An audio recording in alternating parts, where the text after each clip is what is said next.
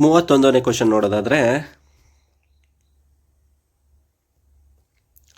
ಇಂದಿರಾ ಕೋಲ್ ಎಂಬುದು ಈ 3 ದೇಶಗಳ ಗಡಿ ಪ್ರದೇಶವಾಗಿದೆ.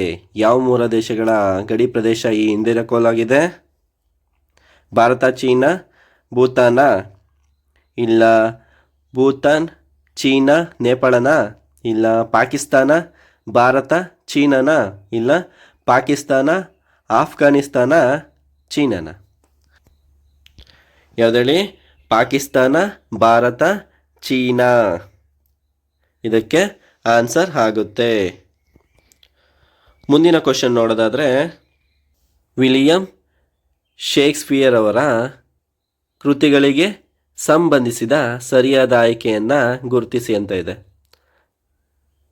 A the winter's tale, B ನೋಡೋದಾದರೆ ಫಾರ್ ಮೆಜರ್ ಅಂತ ಇದೆ. ಸಿ ಆಪ್ಷನ್ ನೋಡೋದಾದರೆ ಪ್ರಿನ್ಸ್ ಆಫ್ ಟೈರ್ ಅಂತ ಇದೆ. ಡಿ ಆಪ್ಷನ್ ನೋಡೋದಾದರೆ ಫೆಮಿಲಿಯರ್ ಕೊಲೋಕ್ಯೂಸ್ ಅಂತ ಇದೆ. ಸರಿಯಾದ ಆಯ್ಕೆ ಯಾವುದು ಇದರಲ್ಲಿ? ಯಾವುದಾಗುತ್ತೆ? ದಿ ವಿಂಟರ್ಸ್ ಟೇಲ್ ಈ ಶೇಕ್ಸ್ಪಿಯರ್ ಅವರ ಕೃತಿಯಾಗಿದೆ. ಮೆಜರ್ ಇದು ಕೂಡ ಶೇಕ್ಸ್ಪಿಯರ್ ಅವರ ಕೃತಿಯಾಗಿದೆ. ಪ್ರಿನ್ಸ್ ಆಫ್ ಟೈರ್ ಕೂಡ ಶೇಕ್ಸ್ಪಿಯರ್ ಅವರ ಕೃತಿಯಾಗಿದೆ. ಹಾಗಾದರೆ ಮೊದಲನೇ ಆಪ್ಷನ್ ಎ ಬಿ ಸಿ ಇದಕ್ಕೆ ಸರಿಯಾದ ಉತ್ತರ ಆಗಿದೆ. ಮುಂದಿನ ಕ್ವಶನ್ ನೋಡೋದಾದರೆ,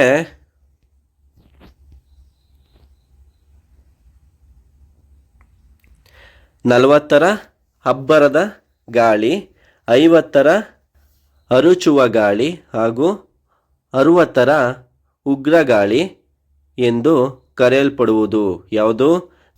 40ರ ಅಬ್ಬರದ ಗಾಳಿ, 50ರ ಅರುಚುವ ಗಾಳಿ ಹಾಗೂ 40ರ ಉಗ್ರ ಗಾಳಿ ಎಂದು ಕರೆಯಲ್ಪಡುವುದು.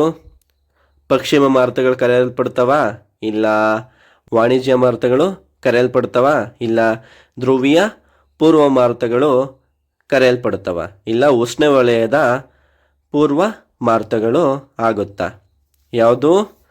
40ರ ಅಬ್ಬರದ ಗಾಳಿ, 50ರ ಅರಚುವ ಗಾಳಿ ಮತ್ತು 60ರ ಉಗ್ರ ಗಾಳಿ.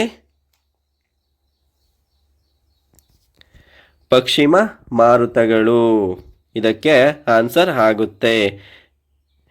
40ರ ಅಬ್ಬರದ ಗಾಳಿ ಮತ್ತು 50ರ ಅರಚುವ ಗಾಳಿ ಮತ್ತು 60ರ ಉಗ್ರ ಗಾಳಿ ಅಂತ ಪಶ್ಚಿಮದ ಮಾರುತಗಳನ್ನು ಕರಿತೇವೆ. ಮುಂದಿನ ಕ್ವಶನ್ ನೋಡೋದಾದರೆ,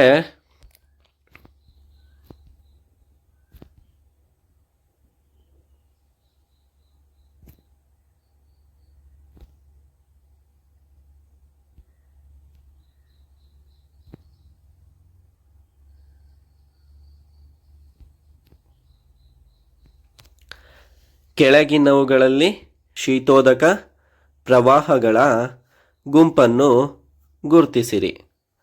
ಶೀತೋದಕ ಪ್ರವಾಹಗಳ ಗುಂಪನ್ನು ಗುರುತಿಸಿ ಅಂತ ಹೇಳಿದ್ದಾರೆ.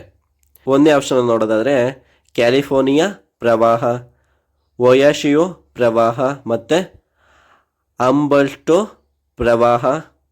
ಸೆಕೆಂಡ್ ಆಪ್ಷನ್ ನೋಡೋದಾದರೆ ಕುರೋಶಿಯೋ ಪ್ರವಾಹ, ಲ್ಯಾಂಬರ್ಡರ್ ಪ್ರವಾಹ, ಬೆಂಗ್ವೆಲಾ ಪ್ರವಾಹ.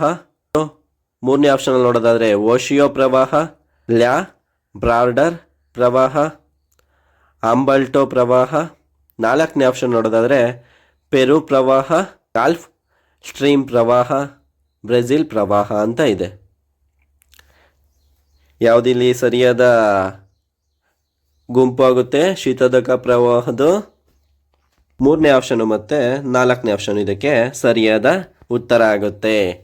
ಓಶಿಯೋ ಪ್ರವಾಹ, ಲ್ಯಾಂಬರ್ಡರ್ ಪ್ರವಾಹ, ಆಂಬಲ್ಟೋ ಪ್ರವಾಹ, ಪೆರು ಪ್ರವಾಹ, ಗಾಲ್ಫ್ ಸ್ಟ್ರೀಮ್ ಪ್ರವಾಹ, ಬ್ರೆಜಿಲ್ ಪ್ರವಾಹ ಶೀತೋದಕ ಪ್ರವಾಹದ ಗುಂಪಾಗಿದೆ. ಮುಂದಿನ ಕ್ವಶನ್ ನೋಡೋದಾದರೆ,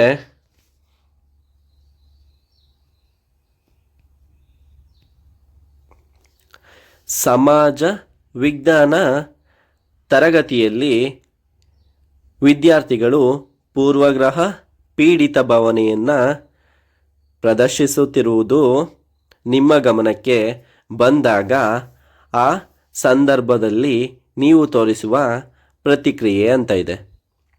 ಸಮಾಜ ವಿಜ್ಞಾನ ತರಗತಿಯಲ್ಲಿ ವಿದ್ಯಾರ್ಥಿಗಳು ಪೂರ್ವಗ್ರಹ ಪೀಡಿತ ಭಾವನೆಯನ್ನು ಪ್ರದರ್ಶಿಸುತ್ತಿರುವುದು ನಿಮ್ಮ ಗಮನಕ್ಕೆ ಬಂದಾಗ ಆ ಸಂದರ್ಭದಲ್ಲಿ ನೀವು ತೋರುವ ಪ್ರತಿಕ್ರಿಯೆ ಯಾವುದು? ಯಾವ ಪ್ರತಿಕ್ರಿಯೆಯನ್ನು ನೀವು ತೋರ್ತೀರಾ? ಸಮಾಜ ವಿಜ್ಞಾನದ ಆಯಾಮಗಳ ಬಗ್ಗೆ ಚರ್ಚೆಯನ್ನು ಆಯೋಜಿಸುವುದನ್ನು ಮಾಡ್ತೀರಾ? ಇಲ್ಲ ಅದನ್ನು ನಿರ್ಲಕ್ಷ್ಯ ಮಾಡೋದನ್ನು ಮಾಡ್ತೀರಾ? ವಿದ್ಯಾರ್ಥಿಗಳನ್ನು ದಂಡಿಸುವುದನ್ನು ಮಾಡ್ತೀರಾ? ಆ ಪಾಠವನ್ನು ಅಲ್ಲಿಗೆ ನಿಲ್ಲಿಸೋದನ್ನ ಮಾಡ್ತೀರಾ? ಏನನ್ನ ಮಾಡ್ತೀರಾ? ಸಮಾಜ ವಿಜ್ಞಾನ ಆಯಾಮಗಳ ಬಗ್ಗೆ ಚರ್ಚೆಯನ್ನು ಆಯೋಜಿಸುವುದನ್ನು ಮಾಡಬೇಕಾಗುತ್ತೆ. ಆಗ ವಿದ್ಯಾರ್ಥಿಗಳಲ್ಲಿರುವ ಪೂರ್ವಗ್ರಹ ಪೀಡಿತ ಭಾವನೆ ಹೋಗುತ್ತೆ. ಮುಂದಿನ ಕ್ವಶನ್ ನೋಡೋದಾದರೆ,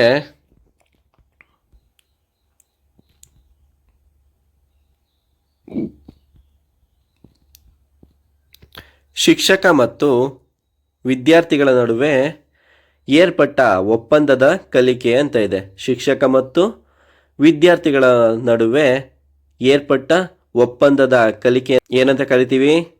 ಮಿಶ್ರಿತ ಕಲಿಕೆ ಅಂತ ಕರಿತೀವ? ಇಲ್ಲ ಒಪ್ಪಂದ ಕಲಿಕೆ ಅಂತ ಕರಿತೀವ? ಇಲ್ಲ ಅನುಭವನಾತ್ಮಕ ಕಲಿಕೆ ಅಂತ ಕರಿತೀವ? ಇಲ್ಲ ಸಮ್ಮಿಶ್ರ ಕಲಿಕೆ ಅಂತ ಕರಿತೀವ? ವಿದ್ಯಾರ್ಥಿ ಮತ್ತು ಶಿಕ್ಷಕರ ನಡುವೆ ಏರ್ಪಟ್ಟ ಒಪ್ಪಂದ ಕಲಿಕೆಯನ್ನು ಒಪ್ಪಂದ ಕಲಿಕೆ ಅಂತಲೇ ಕರಿತೀವಿ.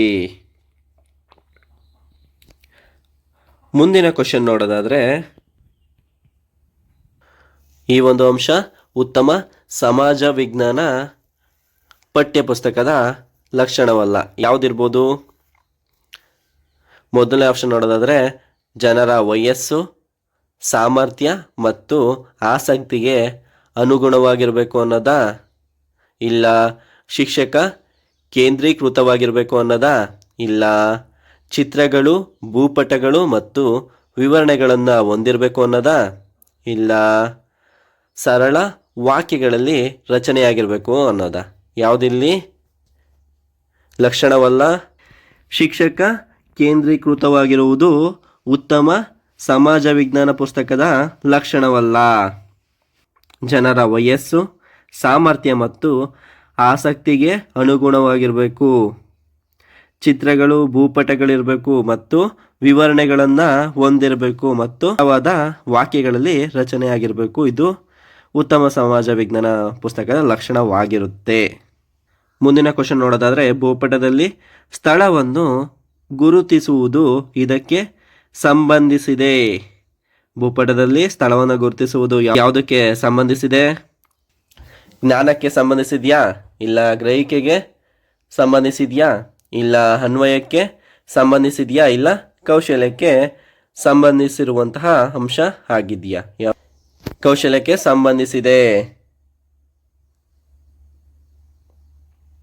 ಭೂಪಟದಲ್ಲಿ ಸ್ಥಳವನ್ನು ಗುರುತಿಸುವುದು ಯಾವುದಕ್ಕೆ ಬರುತ್ತೆ? ಕೌಶಲ್ಯಕ್ಕೆ ಬರುತ್ತೆ. ಮುಂದಿನ ಕ್ವಶನ್ ನೋಡೋದಾದರೆ, ಸಮಾಜ ವಿಜ್ಞಾನ ಬೋಧನೆಯು ಬೆಳೆಸುವ ಗುಣ ಅಂತ ಕೇಳಿದ್ದಾರೆ. ಸಮಾಜ ವಿಜ್ಞಾನ ಬೋಧನೆಯು ಬೆಳೆಸುವ ಗುಣ ಯಾವುದು? ಬೇರೆ ಬೇರೆ ಅಭಿಪ್ರಾಯಗಳು ಮತ್ತು ಪದ್ಧತಿಗಳನ್ನು ಗೌರವಿಸೋದಾ? ಇಲ್ಲ ಸಾಮಾಜಿಕ ಶ್ರೇಣಿಗಳನ್ನು ಒಪ್ಪಿಕೊಳ್ಳುವುದಾ? ಇಲ್ಲ ಪಠ್ಯಪುಸ್ತಕದ ಬಳಕೆಯನ್ನು ಹೆಚ್ಚಿಸುವುದಾ? ಇಲ್ಲ ಕಂಠಪಾಠವನ್ನು ಪ್ರೋತ್ಸಾಹಿಸುವುದಾ? ಯಾವುದು ಸಮಾಜ ವಿಜ್ಞಾನ ಬೋಧನೆಯಲ್ಲಿ ಬಳಸುವ ಗುಣ? ಸಮಾಜ ವಿಜ್ಞಾನ ಬೋಧನೆಯು ಬೆಳೆಸುವ ಗುಣ ಯಾವುದು? ಬೇರೆ ಬೇರೆ ಅಭಿಪ್ರಾಯಗಳನ್ನು ಮತ್ತು ಪದ್ಧತಿಗಳನ್ನು ಗೌರವಿಸುವುದು ಸಮಾಜ ವಿಜ್ಞಾನ ಬೋಧನೆಯು ಬೆಳೆಸುವ ಗುಣವಾಗಿದೆ. ಮುಂದಿನ ಕ್ವಶನ್ ನೋಡೋದಾದರೆ, ಸರಿಸ್ಕಾ ರಾಷ್ಟ್ರೀಯ ಉದ್ಯಾನವನ ಇಲ್ಲಿದೆ ಅಂತ ಕೊಟ್ಟಿದ್ದಾರೆ. ಎಲ್ಲಿದೆ ರಾಷ್ಟ್ರೀಯ ಉದ್ಯಾನವನ ಸರಿಸ್ಕಾ? ಗುಜರಾತ್ನಲ್ಲಿದೆಯಾ? ಇಲ್ಲ ಮಧ್ಯಪ್ರದೇಶದಲ್ಲಿದೆಯಾ? ಇಲ್ಲ ಉತ್ತರ ಪ್ರದೇಶದಲ್ಲಿದೆಯಾ? ಇಲ್ಲ ರಾಜಸ್ಥಾನದಲ್ಲಿ ಈ ಸರಿಸ್ಕ ರಾಷ್ಟ್ರೀಯ ಉದ್ಯಾನವನ ಇದೆಯಾ? ಎಲ್ಲಿದೆ ಸರಿಸ್ಕ ರಾಷ್ಟ್ರೀಯ ಉದ್ಯಾನವನ? ರಾಜಸ್ಥಾನದಲ್ಲಿ ಇದೆ.